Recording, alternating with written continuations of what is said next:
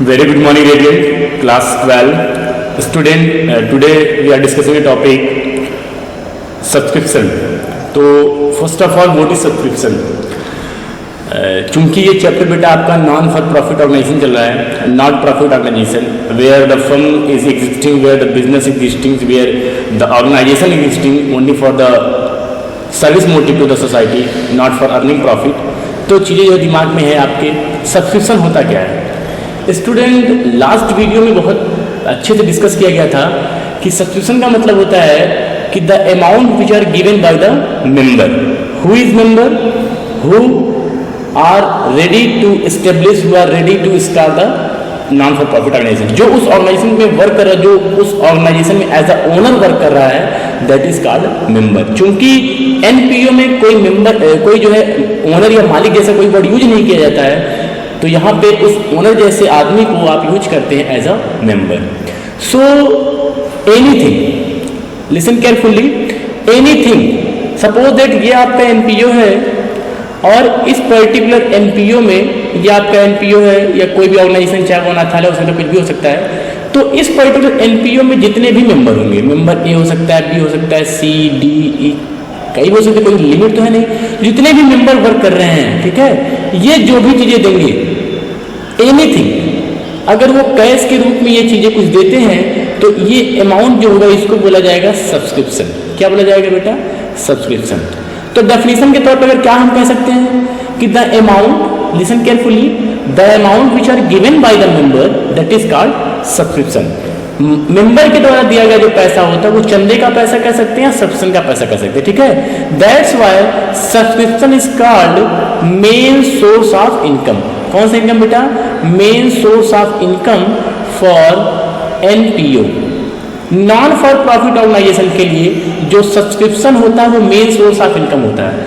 In the NPO आपकी उम्मीद रहती है कि हो सकता है मुझे डोनेशन का कुछ पैसा मिल जाए, हो सकता है कहीं से ग्रांट वगैरह मिल जाए, हो सकता है कहीं से लेगेसी वगैरह मिल जाए, या हो सकता है कहीं से किसी कोई फंड वगैरह मिल जाए. तो ये हो सकता है, मीन्स इट मे और मे नॉट, मतलब मिल भी सकता है, नहीं भी मिल सकता है. बट चूंकि यहाँ पे 4 या 10 लोग मिल करके जिस पर्टिकुलर संस्था को चला रहे हैं, जिस पर्टिकुलर एनजीओ को चला रहे हैं, ये एनजीओ तो इन्हीं के भरोसे तो है, चाहे वो एनजीओ हो चाहे वो एनपीओ, ये इन्हीं के भरोसे तो है. अगर ये सब्सक्रिप्शन का पैसा नहीं देंगे तो चलेगा कैसे? यहाँ जो अनाथ बच्चे पढ़ रहे हैं उनको फीस, उनको जो है बाकी सर्विसेज कैसे मिलेगी, उनको खाना कैसे मिलेगा, उनको रहने की सुविधा कैसे मिलेगी? तो ये माना जाता है कि जो मेंबर होते हैं वो मेंबर हर साल कुछ ना कुछ पैसा, हर मंथ कुछ ना कुछ पैसा वो देते रहते हैं एज अ सब्सक्रिप्शन. तो बातें समझ में आ गई होंगी कि the amount which are given by the member to the non for profit organisation, that is called subscription, ठीक है. तो अब इसमें कैलकुलेशन क्या बनाना है? कैलकुलेशन ये है बेटा कि कभी कभी क्या होता है, इसमें ए को प्रॉब्लम हो सकती है, बी को प्रॉब्लम, सी डी या कोई किसी को प्रॉब्लम हो सकती है. हो सकता है कोई ये कह दे कि भैया ऐसा है, सब्सक्रिप्शन का जो पैसा मैं दूंगा, ऐसा नहीं कि मैं डिनाई नहीं कर रहा हूं, बट ये इस साल का पैसा मैं अगले साल दूंगा. फिर दूसरा क्या हो सकता है, किसी के पास सब्सक्रिप्शन लेने के लिए गए तो वो एडवांस दे दिया.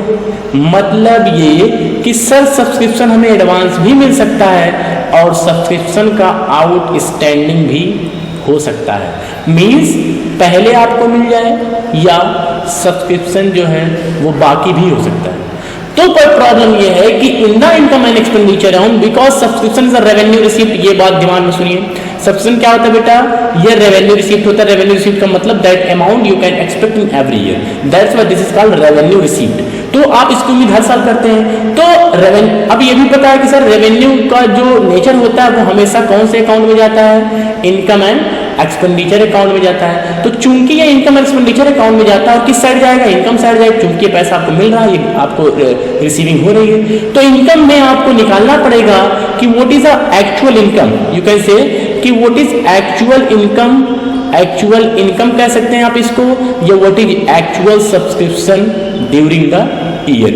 तो ये आपको जो है निकालना पड़ेगा. इसके लिए आपको क्या करना पड़ेगा? कैलकुलेशन करना पड़ेगा. तो आई थिंक बातें समझ में आ गई होंगी कि सब्सक्रिप्शन इतना इंपॉर्टेंट क्यों है. 3 मार्क्स का क्वेश्चन एग्जाम में कई बार पूछा गया, डेफिनेटली कुछ आ ही जाता है, और नहीं आएगा तो आप जब क्वेश्चन सॉल्व करेंगे तो क्वेश्चन में आपको करना पड़ेगा, ठीक है.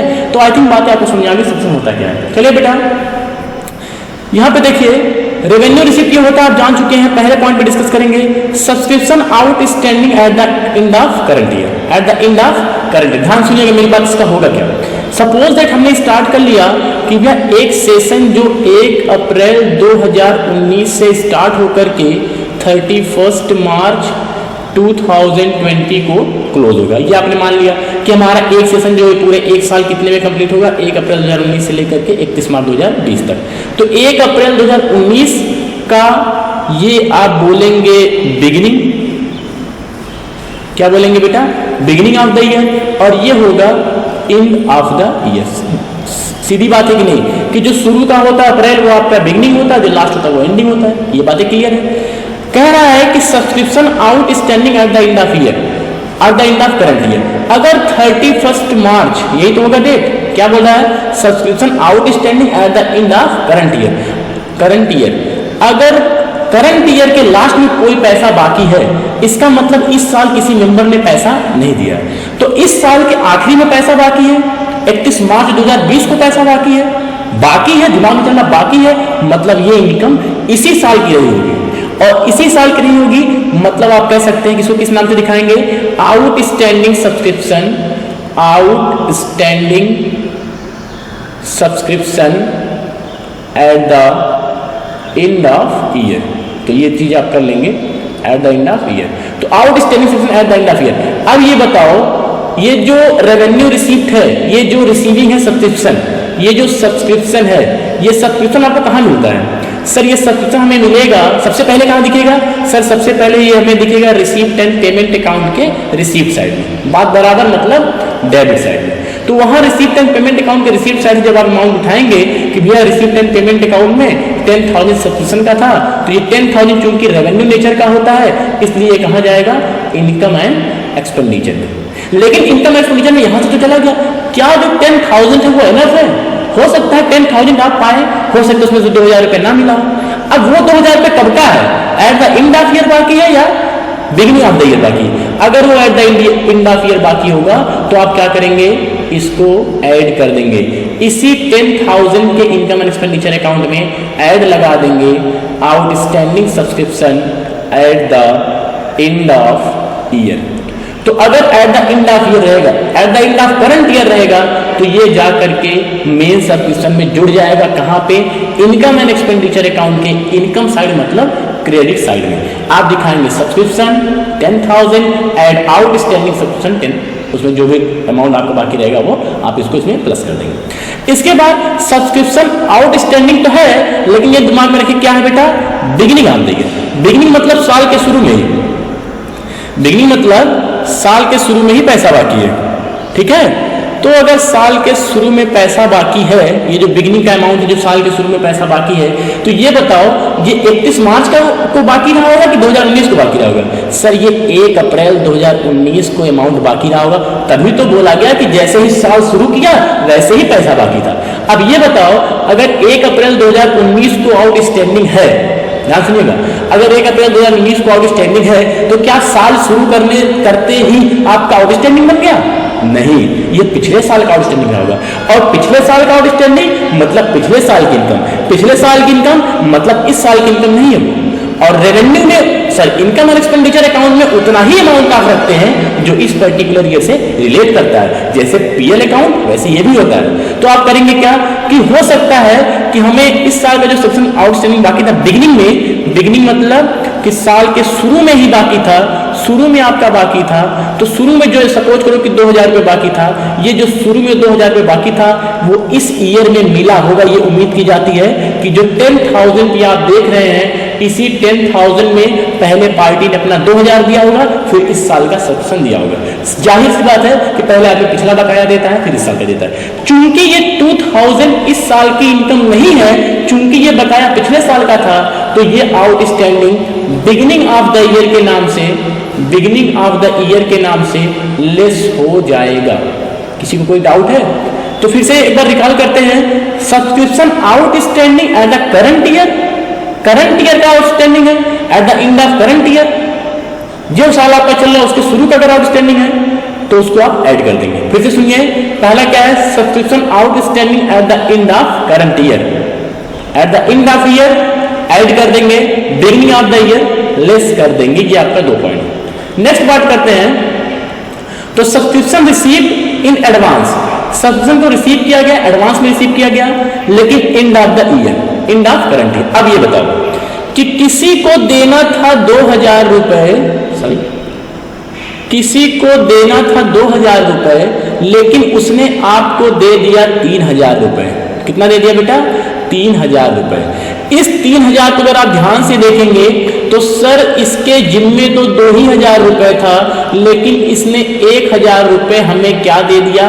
एडवांस सब्सक्रिप्शन दे दिया। चूंकि ये करंट ईयर के लास्ट में दिया गया, ध्यान सुनिए, चूंकि ये करंट ईयर के लास्ट मतलब 31 मार्च 2020 को दिया गया, तो 31 मार्च 2020 ये हमारा इस साल का लास्ट ईयर है। इस समय 31 मार्च 2020 को, इंड बोला देखो ध्यान से, 31 मार्च 2020 को अगर हम किसी सब्सक्रिप्शन को एडवांस कहते हैं, it's mean that is a income, but that income relate to the next year. You are earned subscription, you receive 1000 more subscription, but that subscription for the next year। तो ये आपके total subscription जो आप calculate कर रहे हैं उसमें से क्या हो जाएगा? माइनस हो जाएगा। किस नाम से?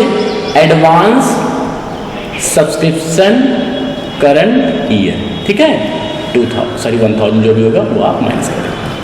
इसके बाद subscription received in the advance at the beginning of year. जिस समय आपने स्टार्ट किया 1 अप्रैल 2019 को ही, उसी समय आपके को इंफॉर्मेशन हुई कि एडवांस सब्सक्रिप्शन के नाम से 2000 रुपए है। सपोज दैट इसको 4000 थे। कितना है? 4000। किस समय? बिगिनिंग में। अच्छा ये बताओ, 1 अप्रैल 2019 को एडवांस मतलब पिछले साल एडवांस मिला होगा। पिछले साल का एडवांस इस साल की इनकम होगी कि नहीं? बताओ, आप खुद बताओ कि 1 अप्रैल 2019 को अगर हमें एडवांस जैसा कोई वर्ड मिल गया, मींस एडवांस फॉर ये प्रीवियस ईयर का एडवांस था और इस साल की इनकम हो जाएगी। 1 अप्रैल को कोई आपको एडवांस नहीं दे देगा। 1 अप्रैल का एडवांस मतलब that income will be use in this year. तो अगर बिगिनिंग का एडवांस है करंट ईयर के, तो वो आपका जाकर के ऐड हो जाएगा, add subscription advance at the beginning of year. ठीक है, तो ये बातें शायद आपको क्लियर हो जाएगी किस तरीके से हमको जो है करना है। तो एक बार को थोड़ा सा रिकॉल कर लेते हैं। ये ऐसे अगर हम टेबल बना दें तो ये मैं कह दूं कि भैया ये बिगिनिंग का है और ये एंडिंग का है, बिगिनिंग का और एंडिंग का। ठीक है, मतलब साल के शुरू का और ये साल के आखिरी का जिस दिन खत्म होता है। ठीक, तो अगर आउटस्टैंडिंग सब्सक्रिप्शन होगा तो बिगिनिंग का होगा तो लेस हो जाएगा, एंडिंग का होगा तो ऐड हो जाएगा। अगर ये एडवांस होगा, एडवांस सब्सक्रिप्शन बिगिनिंग का होगा मतलब इसी साल की इनकम होगी, ऐड हो जाएगा। और नेक्स्ट ईयर अगर आपको एंड में मिल रहा है, 2020 को एडवांस मिल रहा है, तो income for the next year वो आपका लेस हो जाएगा। ठीक है, ओके स्टूडेंट, एक क्वेश्चन देखिए। इस तरीके से इनकम एंड एक्सपेंडिचर अकाउंट का फॉर्मेट आप बनाएंगे जब भी आपको क्वेश्चन करना रहेगा। यहाँ पे लिख देंगे income and expenditure account, income and expenditure account. ठीक है, ये इस तरीके से you can see subscription receive during the year. कितना रिसीव किया आपने? 70,000। तो आप लिख देंगे चूंकि ये इनकम में जाएगा तो बाई सब्सक्रिप्शन, सब्सक्रिप्शन का पैसा कितना? 70,000 आपको रिसीव हुआ है। सब्सक्रिप्शन किस दिन से कर रहे हैं आप? 31 मार्च 2016 इसका आखिरी है। तो इसका बिगिनिंग क्या रहा होगा? इसका बिगिनिंग रहा होगा 1 अप्रैल 2015। अब देखिए सब्सक्रिप्शन आउटस्टैंडिंग 31 मार्च 2015, 31 मार्च 2015 मतलब पिछले साल, क्या सुनिएगा, पिछले साल का आउटस्टैंडिंग 31 मार्च 2015 का आउटस्टैंडिंग। अच्छा ये बताओ, अगर बेटा 31 मार्च को मैं 1 अप्रैल 2015 लिख दूं, ध्यान सुनिएगा, अगर मैं 31 मार्च 2015 को 1 अप्रैल 2015 लिख दूं तो इनके बीच में कितने दिन का गैप होगा? सिर्फ 1 दिन का। इवन कि 31 मार्च 2015 की शाम और 1 अप्रैल 2015 की सुबह, बस इतने अंतर है, जो भी 2-4-10 घंटे का अंतर होगा। तो ये जो है ये आपका बिगिनिंग का काम कर रहा है। ध्यान से देखिएगा, इसको 31 मार्च समझ करके इंड मत समझ लीजिएगा। ये 15 लिखा है, ये भी ध्यान रखिएगा। 16 होता तब इंड माना जाता है। तो outstanding subscription at the beginning of the year क्या होता है? लेस होता है, बताया। आउटस्टैंडिंग सब्सक्रिप्शन एट 31 मार्च 2015 कितना 17,000, ये आपका लेस हो गया। ठीक, इसके बाद अब नेक्स्ट पढ़िए सब्सक्रिप्शन रिसीव्ड इन एडवांस 31 मार्च 2015। 2015 या कह सकते हैं कि साल के शुरू में ही आपको 3250 रुपए एडवांस मिल गया। कुछ के दिमाग में आ रहा होगा कि सर उसी दिन एडवांस और उसी दिन आउटस्टैंडिंग। बेटा जिस दिन एडवांस उस दिन आउटस्टैंडिंग का मतलब यह है कि कई मेंबर रहते हैं ना, किसी का एडवांस रहा होगा तो उसका एडवांस के नाम से, किसी का आउटस्टैंडिंग रहा होगा तो आउटस्टैंडिंग के नाम से, बातें बराबर है। तो एडवांस अगर हम बात करते हैं शुरू का, तो शुरू का एडवांस मतलब इस साल की इनकम, वो आप ऐड कर देंगे, ऐड एडवांस सब्सक्रिप्शन 31 मार्च 2015, ठीक है। 31 मार्च 2015 कितना है 3250 रुपये, ये आपका ऐड हो जाएगा। जो ब्रेकेट है वो माइनस वही कर रहा है। इसके बाद सब्सक्रिप्शन रिसीव एडवांस 2016 2016 का एडवांस मतलब नेक्स्ट ईयर की इनकम। 2016 आज बंद कर रहे एडवांस है मतलब नेक्स्ट ईयर की इनकम लेस हो जाएगा। एडवांस 31 मार्च 2016, अभी बताया पीछे टेबल आप निकाल कर भी देख सकते हैं।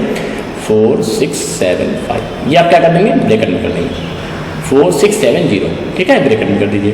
इसके बाद outstanding subscription the end of year, इस साल बाकी है मतलब इसी साल की इनकम और नहीं मिला तो बात खत्म, तो भी आप इसको क्या कर देंगे ऐड कर देंगे, भैया इसी साल की इनकम है, क्योंकि हम एक्यूरेट बेसिस पे चलते रहे, आप बातें आपको याद होंगी। 31 मार्च 2016 को आउटस्टैंडिंग है तो ये आपका जो है ऐड हो जाएगा 11250, ठीक है। ये जो अमाउंट फाइनल अमाउंट आएगा वही यहाँ पे जाएगा। आई थिंक बातें आपको जो है क्लियर है। ये आपका क्वेश्चन है, आप इस क्वेश्चन को देख लीजिएगा, कर लीजिएगा, ये आपका आंसर होना चाहिए। हमने आंसर भी डाल दिया है, ठीक है। जो चीज़ें नहीं समझाएंगी आप उसको व्हाट्सएप से किसी भी तरीके से पूछ लीजिए। Okay student, that is enough for today, thank you, have a nice day.